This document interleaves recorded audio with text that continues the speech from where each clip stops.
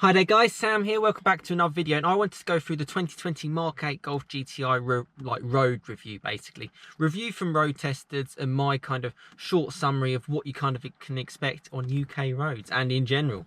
So yeah, I'll get straight into the video. So yes, welcome back to another video. You join me once again in my Mark 7 Golf R. I really hope you are all keeping well. And this video hopefully is a little bit of a short summary of what you can kind of expect of this car. Being quite passionate around the Mark 7 Golfs, and obviously Mark 8 Golf are now coming out, the GTI is certainly potentially always being classed as the sweet spot. So I wanted to discuss kind of what it's all about and what it's like on UK roads. So I'll leave a link in the description to the article I've kind of been going through and sort of reading through, and I want to kind of summarize bits of what kind of road testers and people living with the car have kind of expected. Now, I think the overall summary is that, to be honest with you, 245 brake horsepower in a hot hatch is not a huge amount these days, particularly in a car that's sort of like, you know, it's not too far off sort of 1.5 tons anyway with all the new regulations. You know, it's just what we have to live with nowadays. So it's not a massive amount, it's not going to blow your mind, but then I suppose a base Golf GTI isn't necessarily designed to blow your mind. It's supposed to be a good balance, so on that side it's probably got it right. Price wise, I've kind of already discussed this before in other videos. It's quite an expensive car. It's in line with some of the competition, but that competition has more power. So there you go, basically. Think Focus ST, 280 brake horsepower, i30N, you know, up there, 280 brake horsepower as well. They're either cheaper or the same price. On the road, I love how road testers always say, oh, yeah, it's 15mm lower than the standard Mark 8 Golf, and it's got stiffer springs and, you know, all this kind of stuff.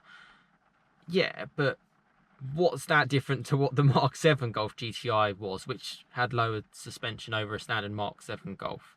You know, the changes are minimal in terms of their overall effectiveness. Now, I don't think people should assume that it's just this case of having the exact same engine in the Mark 7 GTI and put into a Mark 8 chassis. I think they have done a lot, and they have actually calibrated the engine quite a bit, of a little bit of changing with like the fuel injectors, all these kind of little bits to make the car different. Probably different to make them more emission compliant and, yeah, to all the rules rather than the fun side of things. Now, the stiffness of the car means you should get a little bit more tautness and a little bit more agility, and it sounds like it does. And it doesn't sound like it particularly makes it an unbearable car to kind of live with. But does it make it like, oh my god, this is miles better than a Mark 7 Golf GTI? Which I've done plenty of videos on in the past, including a video I did yesterday, actually. And the answer is really no. And particularly when you're spending, you know, best part of £35,000, depending on how you option the car, it's going to go higher. I think a buyer's going to want more. Now, if you're after a car that is a technological, you know, work of art, and you're that kind of person, you just want an easy car to live with, it's probably going to be fine. But then if you really want that kind of car, I'd probably recommend just going for a lower down the range Mark 8 Golf. I've seen some great looking Mark 8 Golf R lines, for example. They look just as good, if not a little bit more discreet, and they've got enough power for you to live with without really causing a fuss. So I think those cars, I think the difference between a complete boggo Mark 8 Golf to a, we'll have to see on what the Mark 8 Golf R is going to be like. That's something that I really want to come to in, you know, as we hear more, to like a Mark 8 Golf GTI. You're not going to, you know, it's not going to be as much of a game changer as I think it was in the past. That's my kind of little overview from kind of the reviews that I've seen and the road reviews that I've seen. It sounds like it's very much like little bits altered here and there. It's just not, you know, the Mark 7 Golf GTI came out in 2013. You know, that's 7 years ago. That's a long time. And I just think they built that car so well. It's very, very hard to improve on certain things. I think they improved on the Mark 6 so much, but to improve on it so much with the Mark 8, I think what manufacturers have to focus on so much is that they have to be compliant with this, compliant with that, compliant with noise, compliant with everything. That's where their money in development has to go into. And because of that, it just affects the whole of the car. That's where I'm feeling in 2020. That's my personal opinion. You know, if you have to get a brand new car and you're looking at a Mark 8 Golf, I'd be looking at lower down the range and saving yourself some money personally, just from all the reviews that I've seen. You know, I've documented this car on this channel plenty of times. I think the GTI is such an iconic name, and I think you got to look at the fact that the values will be better. They will hold their money because of what they are. But yeah, it makes me more excited to see more about the Mk8 Golf R, to see how they can bring the car to hopefully a different level, and make something a little bit more exciting in the sort of golf world, because they can be a little bit plain. And there are a lot about this car that I do like, you know, from everything that I've seen over the last few months and read around this article as well. But it's just not enough, and it's not enough to justify the price for me. And a lot of new cars are kind of getting like that.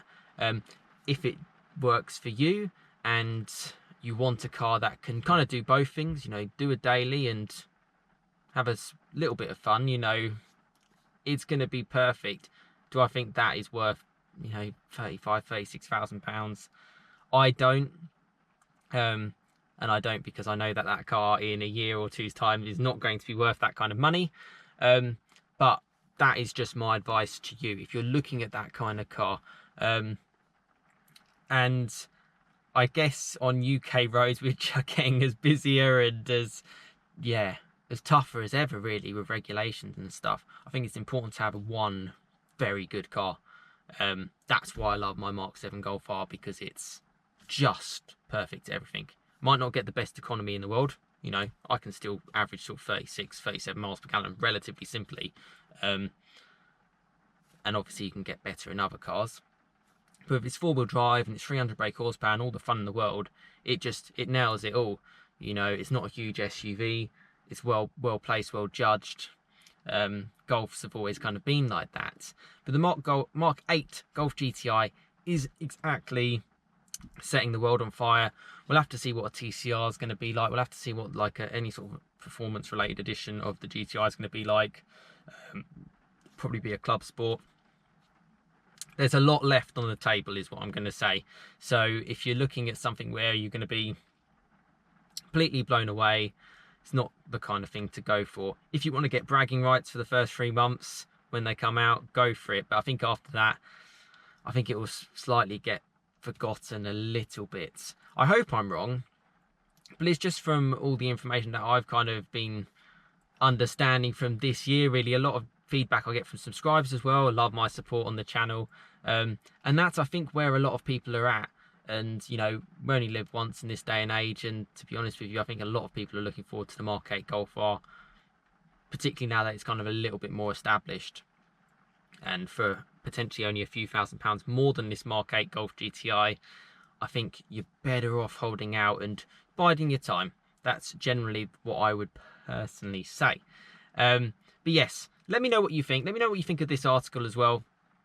You know, an actual road review, road impression review of the car.